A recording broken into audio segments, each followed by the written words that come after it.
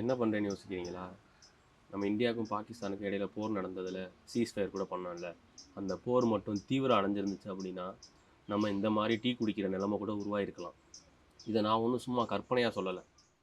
நம்ம தமிழ் ஈழத்தில் போர் நடந்துக்கிட்டு இருக்க டயத்தில் அங்கே சர்க்கரை தட்டுப்பாடு வந்திருக்கு.